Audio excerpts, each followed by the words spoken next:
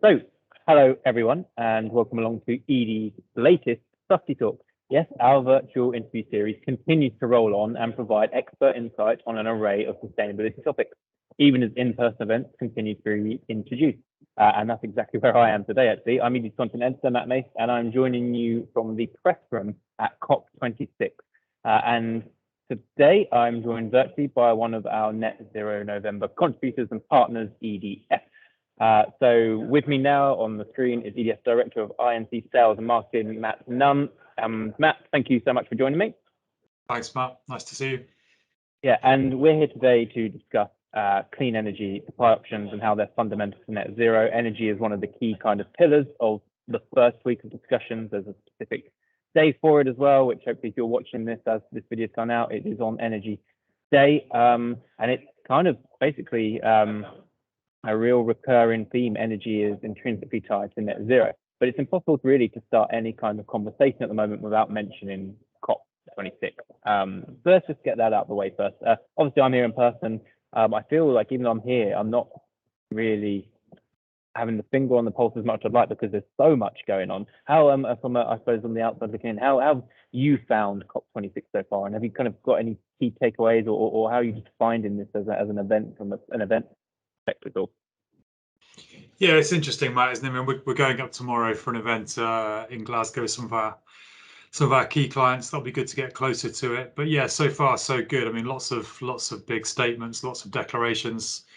Clearly interesting to see what the world leaders are talking about with this 1 minute to midnight soundbite, which seems to sum up where we are as a planet at the moment. But yeah, some good stuff coming out already. But clearly it'll be interesting to see whether the actions that follow the statement are going to get the job done. No, absolutely. And I think obviously these statements are all very much driving us towards a 1.5C future in carbon emissions by 2030. And energy is obviously absolutely crucial to that. And I think what we've seen in the build-up and indeed during COP so far is a lot of businesses kind of, pledging this race to zero, whether the actual race to zero program or kind of committing to get themselves in line. And I think a lot of businesses will probably start with energy as that main point of call. And obviously, this is why we want to speak to you today. So for any kind of business that is looking at energy as part of a net zero and decarbonisation strategy, then they might, and some are coming this from a very kind of basic starting point, like just kind of get our ducks in a row, so to speak. What are the first steps they should be doing to champion energy efficiency as part of a decarbonisation journey? I guess, yeah, like you say, it depends where you are on your journey towards net zero. We've got some clients who are very far in that journey, and other clients who are just beginning on that journey. But clearly, the first thing you need to do is know where you're using the energy, understand what you use energy for and why. And if you can reduce that, then great, easier to get the job done. But I think the next key step is just to start buying low carbon energy, isn't it? There's various products on the market. You can buy a contract from EDF, or I'm sure our competitors have the same products that are zero carbon electricity from nuclear or renewable backed assets. That's clearly a really important first step. Of course, we've got other customers who want to go further than that. They want to buy renewables from specific assets. We just did a deal up in Scotland actually with a whiskey distiller and a local wind farm. We connect them together. The distiller buys energy directly from the wind farm, guaranteed zero carbon energy for many years to come. So we've got customers who want to do those kind of deals. Other customers are purchasing corporate PPAs and all kinds of things which are really on trend right now. So there's loads of things you can do, but there really is no excuse for not buying zero carbon energy. There's plenty of products on the market. And net zero, it feels like it's been around for a long time, and it is essentially some evolution of some, I suppose, jargon that existed anyway. But it's really shifted the dial in terms of corporate efforts to really accelerate how they approach energy. Since kind of net zero really emerged as a topic and a theme, have you kind of seen a bit of a switch, a bit of a kind of moment where businesses started to take energy usage much more seriously as part of this, or has anything kind of changed in terms of corporate approaches to energy management since net zero really started to take off? Absolutely, yeah. The demand has gone through the roof. I mean, even just for renewable and nuclear-backed products, a few years ago, we had plenty of renewable energy and nuclear energy to sell, and there wasn't the demand there. Now we're getting to the point where the demand's potentially outstripping the supply. And You only have to look at the price of, for example, renewable certificates and various other things. It's gone through the roof in the last year. So the demand is really there.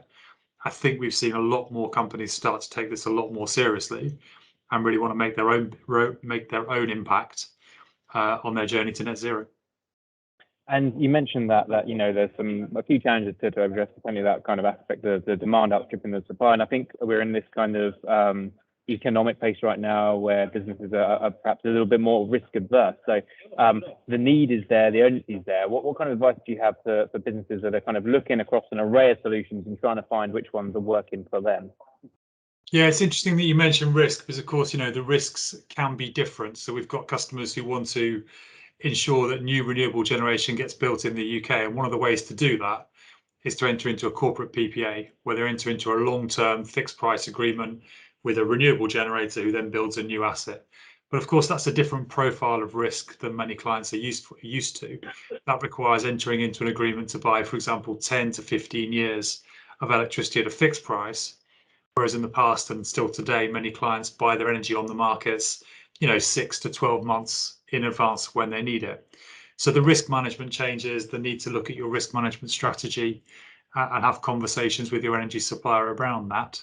But we are seeing customers get more and more used to those risks and more interested in taking those kind of risks because the gains are so significant in terms of the ability they can have on renewable generation build out in the UK and their own net zero journey. And you touched earlier on how some businesses are looking more beyond just the kind of the procurement aspect, and they're looking for kind of local co-generation, that kind of aspect. What kind of steps would you advise a business that perhaps wants to do more, not necessarily go beyond net zero, but certainly do more to kind of champion and kind of secure their energy usage? I think it was interesting to hear the government talk about one of the key objectives of COP26 is to transition to EVs as quickly as possible. And clearly, this is very obvious stuff I'm saying. Everyone knows we need to move to EV as quickly as possible. But I think we could potentially go faster. And I think businesses have got a really important role to play there. It's one of the key barriers to EVs, of course, is charging infrastructure. And I think businesses looking at providing charging infrastructure on their own land, on their own sites for their employees, their customers, and even the public, that could have a really big impact on the uptake of EVs and fill that kind of charging infrastructure gap. So I think there's an economic case there. There's clearly a benefit for the business. You can make money from these assets, but likewise, you can play a really big role in the uptake of EVs. And we saw from world leaders at the start of COP this kind of big pledge to basically roll out clean tech affordably across the globe by 2030, and energy and EVs will be a key charge. Is there any kind of real game-changing innovations that perhaps are market ready, perhaps aren't quite market ready yet, that you think businesses should perhaps be keeping an eye on now in terms of really driving progress towards net zero energy usage? I think the first point is we've already got a lot of the technologies we need. We know how to make renewable energy cheaply and affordably. We know how to build nuclear power stations at a good price. We know how to do electric vehicles. We know how to do solar PV on the site of the customer's premises. A lot of the technologies we need to achieve net zero are already there. Clearly, there's some difficult to decarbonise sectors. I would imagine a lot of people have flown to Glasgow. That's a difficult to decarbonise sector. Clearly, there's quite a few potential products that could come onto the market to help with transport, to help with hard to decarbonise industrial processes. Hydrogen is the really obvious one. Small modular nuclear reactors have clearly got a big future, a lot of money and a lot of investment, research and development going into those right now. And then direct carbon capture, where you capture carbon out of the air. I mean, clearly that has to have some kind of role to play if we're going to hit those net zero targets, but clearly not commercially viable today. But then, when you look back 10, 15 years, offshore wind was a kind of a niche, really expensive thing that we all said, well, that's really expensive. And now offshore wind is becoming cheaper and cheaper and cheaper and very competitive with other technologies.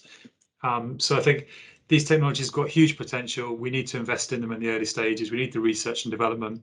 We need companies like EDF behind them, and we need our corporate and public sector clients to come with us on that journey. And then eventually those technologies, well, at least some of them, will be able to make a real difference. So is it much of a case right now of businesses not just looking at the solutions that are ready, but advocating, kind of pushing policymakers to incentivize the market like they have done with offshore, for example, to really accelerate action here? I think it depends what point you are in your journey as a business. Some businesses are just getting started on this journey, maybe focus on the existing technologies. We've got other clients, Tesco is one of our big clients. They've done a lot of things already.